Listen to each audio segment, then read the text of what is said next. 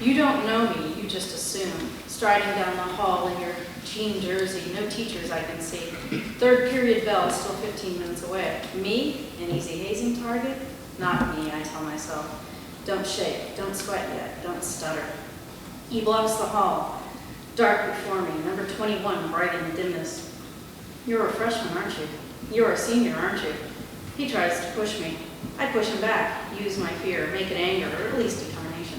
Welcome to Wash Arts. We're very happy this evening to have a visiting poet to our art center, and particularly for our poetry program here that we have with high school students.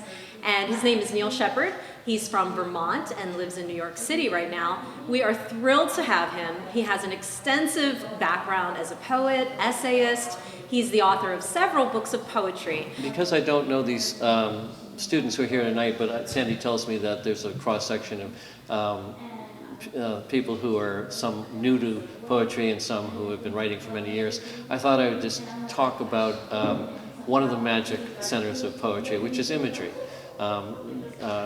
creating detail in poems. So the difference between what we will call imagery and abstraction. Abstraction are idea words, are emotion words like sadness.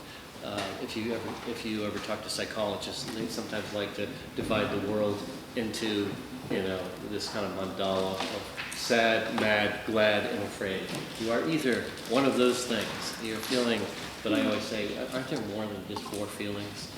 Sad, mad, glad, or afraid. How about confusion? How about courage? How about ambivalence, and so forth?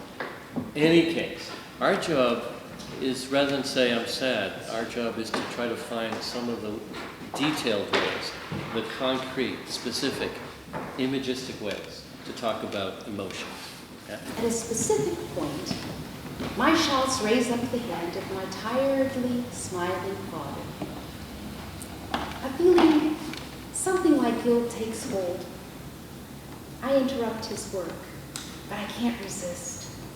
Each up and down means little without that wave. Pretty, pretty ivory castle, with its peasants fair, gentle elves and fairy dreams made their kingdom there.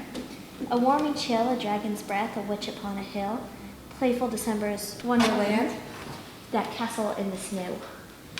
And that's what you do with imagery. You give the evidence. If you're writing an essay and your teacher sends it back and says you need to support what you're saying here with examples or facts or data, right? This is a nice thesis sentence, but you need support. Well, the support in poetry is often comes in the way of imagery. The whiskey on your breath could make a small boy dizzy, but I hung on like death. Such waltzing was not easy. We romped until the pans slid from the kitchen shelves. My mother's face could not unfrown itself. The hand that held my wrist was battered on one knuckle. At every step you missed, my right ear scraped your buckle. You beat time on my head with a hand caked hard by dirt, then waltzed me off to bed, still clinging to your shirt. Okay. And that's his poem.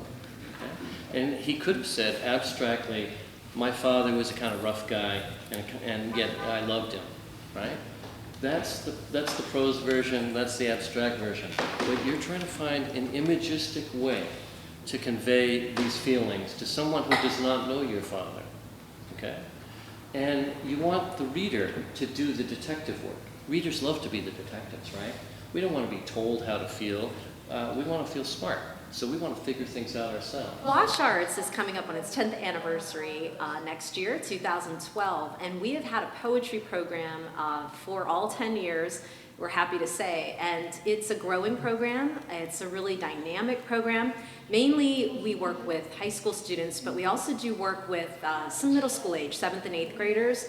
And we've had a great success record with a lot of our students placing and winning awards in the National Scholastic Art and Writing Awards program run out of Waynesburg University. So we're really proud of that.